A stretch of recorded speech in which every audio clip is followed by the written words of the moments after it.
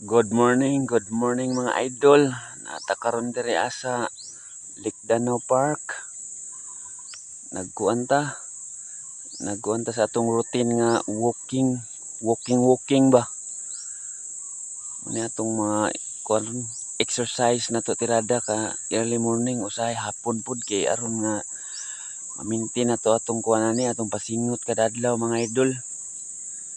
So nindot kay atong kabuntagon karon kay wala na ulan gabi ulan gabi. So naata karon diri sa Likdanao Park.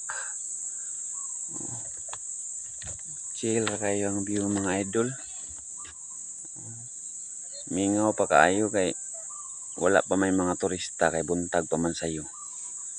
So mana ato ang boat padung dito sa Crocodile Islet. Muna siya.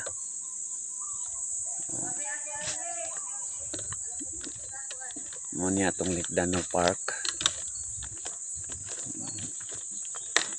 Muna siya pinakadako nga lake sa tibuok Visayas mga idol. Naputay speedboat diri ang gamay Ganahan mo experience na pero service na sa kuan taga Bipar. Diri. Muna siya atong spot diri Muna siya nahislay kuan diri ay.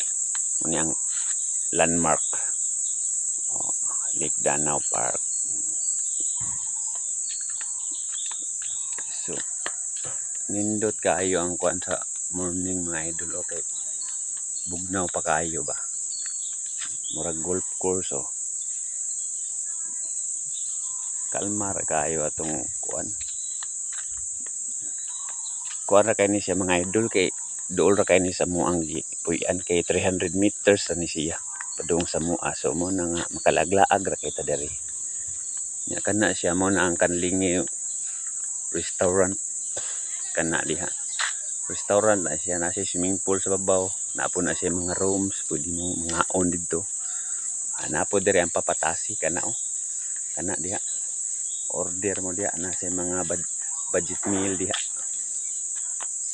Ano siya diri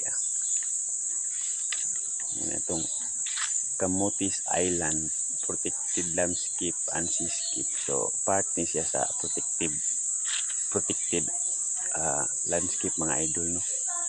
So mga siya rin. Okay. So bike na po ta dito sa atong area kay mo experience tag kape. So mao lang to atong vlog for today mga idol kay wa man tay lingaw ani.